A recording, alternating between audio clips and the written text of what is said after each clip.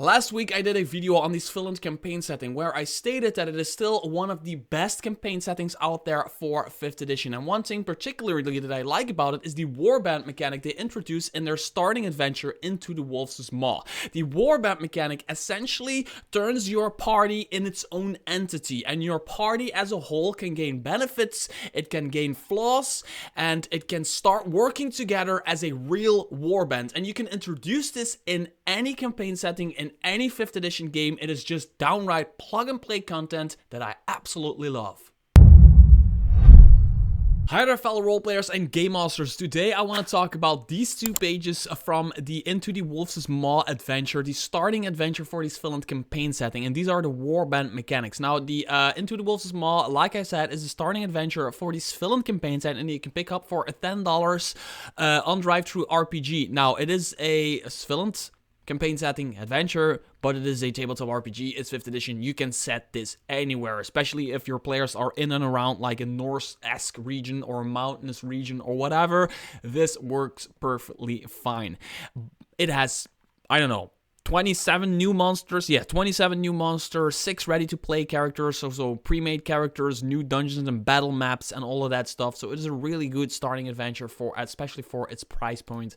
I suggest picking this one up if you are looking for a good adventure to run. But especially the warband mechanics. I think dropping a tenner for Realm Storytellers, it's worth it just for the warband mechanics, because it's only 2 pages, but it is really simple to grasp once you grasp it, and then really simple to use, and it doesn't require much overhead. So what I want to do in this video is quickly go over what the warband mechanic is and what it essentially gives, and then explain how it works. So the warband mechanics is basically 2 things. First of all, you get to choose one warband trait. Now in this Svilland campaign setting, a party is called a warband, and the reason for that is it makes more sense in a Viking-esque campaign setting, because in this campaign setting you might have like 4-player characters, which are the party, and then like 6 NPCs or whatever to complete the warband, which makes a lot of sense in a Viking-esque campaign setting. But this could perfectly well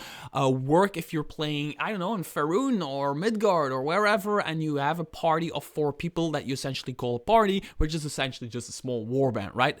So warband traits. Warbands are groups who do many things together throughout their lives. More importantly, they are often blood-soaked comrades. They know each other very well from the brutal tests of survival, and they learn how to lean onto each other. In this variant rule, warband traits are provided. These traits affect the whole party and grant them some boons according to expertise and situation. So that's the first part of it. You get to choose one trait for your party, and that affects everybody. And there is 1, 2, 3, 4, 5 traits. Last Stand, Victory of Valhalla, Devoted, Thunder Cry, and Vindicating Attack. So first, for example, Last Stand. As the most desperate moment of the fight, a war cry encourages the crew to stand and fight. When a member of the party is unconscious or dead, another member of the party may make a war cry as an action. So one party member might do the last stand thing. Now the entire party can do this. As soon as somebody is unconscious or dead, one of the party members in their action can use the action to do the last stand. When it does so, all the members of the warband gain a number of temporary hit points equal to their level times 3, which is cool. Cool thing to have, right? After that, you go on members warband suffer from 1 level of exhaustion. So there's most of the times there is also a downside to the trait, which makes it cool for like it makes it flavorful, and it makes it like more situational, and it makes it more like high risk, high reward kind of thing, which I absolutely love. And it really suits the Viking style of this adventure, of this campaign setting, where everything is a risk and people die all the time, right? So there's one, Devoted. As a reaction or bonus action, a character shouts a battle cry that provides the character's advantage on saving throws against fear or charm effects. There is a Thunder Cry. As a bonus action or reaction, the warband shouts a thunderous-like war cry. Any hostile creature within 30 feet of a character, so a character of the warband, must succeed on a DC 15 saving throw or is frightened. So it's that kind of cool stuff. Suddenly, one character can use a bonus action to make the entire party start shouting a thunder-like war cry to like have to frighten most of the enemies on the battlefield. So suddenly all together like, they start crying, and all the other people is, oh shit, they're so strong, they're so fucking, let's get the fuck out of here. That's basically what thunder cry is. However, the warband cry is so loud that they become deafened for 1d3 rounds afterward. So again, high risk, high reward. I like it. Now, that is the Warband Traits part. It's easy, straightforward, basic stuff. But now we have to talk about crew ranks. And there is a little bit more math involved with this one, but you have to bear with me for just a little bit. It's pretty damn easy. Basically, every member of the warband, and I'm gonna assume for the sake of this video, for the sake of simplicity, I'm gonna assume there's 4 people in a party.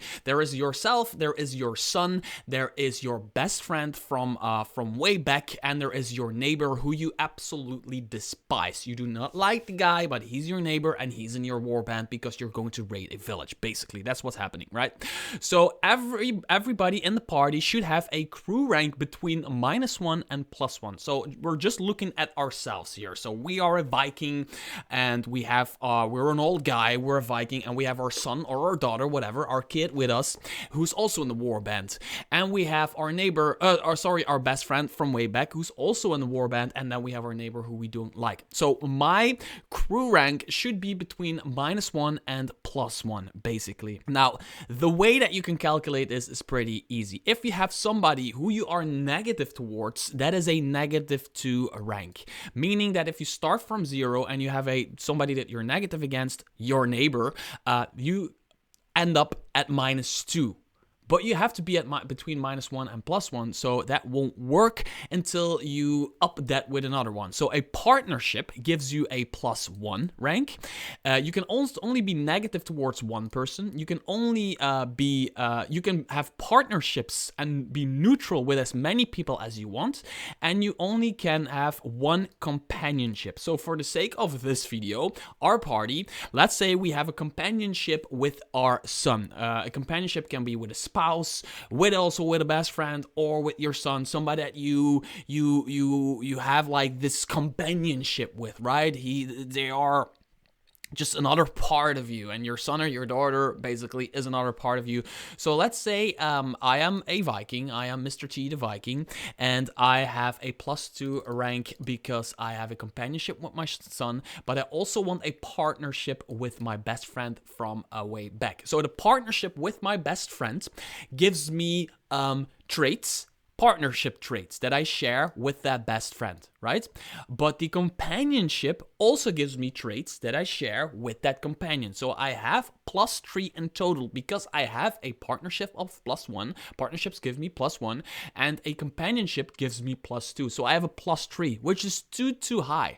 So basically, I can take away the companionship to land on +1, or I can have one negative relationship. So in the example that I'm using is I have a companionship with my son, it's +2, a partnership with my best friend is +1, which makes a +3, and a negative relationship with my neighbor, which gives a -2 rank, so it lands on a +1. Are you still with me? That's basically what it is. You need to read it for yourself. It's pretty damn simple, but that's how it works. Now, I am on +1, right? But in this situation where I have the neighbor that I hate, I have my son that I have a companionship with, and I have a partnership with my best friend. Say my son dies in battle, right? He dies in battle because it's Viking setting and people die all the time. He dies in battle, meaning that the companionship of +2 falls away, so my +1 becomes a -1, which is still okay, but that also gives me room to start more partnerships because I can go all the way up to +1. So I can add 2 more partnerships if I want. So if a new party member would join, like the person playing my son, they roll up a new character, they join the party, I make a partnership with them, I now land on a 0, which is still legal. So that is the math behind the warband mechanics. So basically, if you have any combination of a neutral relationship, negative relationship, partnership relationship, or a companionship relationship with your other party members, including the NPCs that might be in there, as long as all of the math after you do it lands on between -1 and +1, everything is okay. Now you can start looking at what it actually does, and this is the fun part. So you have negative party member traits, you have partnership traits, neutral doesn't do anything, and then companionship does like really real cool stuff. So let's look at the negative stuff. So the negative stuff it's cool because it's made to balance stuff out. You become a lot stronger if you have companionship with somebody, meaning that you need that negative or a lot of neutral people in order to like balance that out, right? Because otherwise you cannot have that companionship because you just get too strong because two people basically become too strong. You can have poor coordination between the two of you. You cannot flank a creature with the character that you are negative towards. You have disadvantage on intelligence medicine checks. You cannot aid for skill checks of the characters that you are negative towards, nor you can be aided by that character. So basically, you're in the same warband, you respect each other for being in the same warband, but you just don't like each other. You don't vibe with each other. And then there is neutral, which doesn't do anything. You might have crack a joke with each other and have a drink and play some chess or whatever. But other than that, you're just neutral people towards each other. Then there is the partnership, which has stuff like improved aid. When you land your aid to a skill check of your partners, both you and your partners have an advantage. This trait can be used once per short rest. You have liberating attack. When your partner is hit by an attack, you have advantage on your next attack roll against that character. This trait can be used once per short rest. Relaxing hand. On a successful DC 15 intelligence medicine check, you decrease an exhaustion level of a character who has a partnership relation with you. This trait can be used once per short rest. So that's partnership traits. I'm not naming them all, by the way. There's more in here. And then companionship, and there's a few cool in here.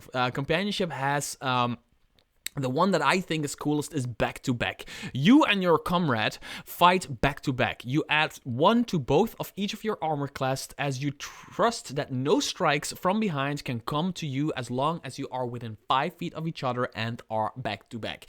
So in essence, when you're playing Theater of the Mind like I do, that's basically that back to back thingy is just flavor thing. As long as you're just standing next to each other, you can have that back to back fighting, which I think that could be really cool, flavorful if you have that companionship with, I don't know, you're playing a male Viking and you have that with your wife. You have a shield maiden with you who you're married with, or your daughter or your son or whatever, like that back-to-back fighting. And just because you know each other for so long and you're maybe related to each other, you've been training together, right? So you have that coordination, that unspoken coordination between the two of you. I really, really like that.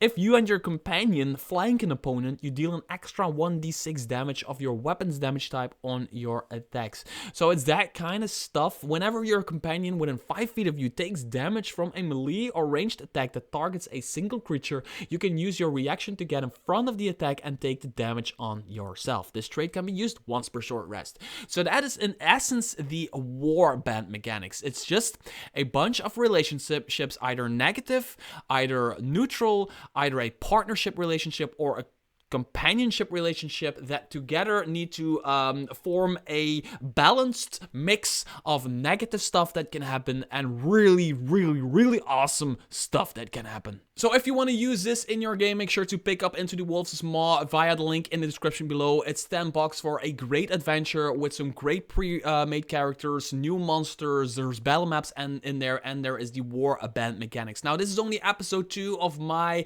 Svilland video series that I'm planning to do on this channel right here. So make sure to subscribe to the channel, hit the thumbs up, hit me up with a comment with what you want me to talk about from this Svilland campaign setting, and until next video, bye-bye.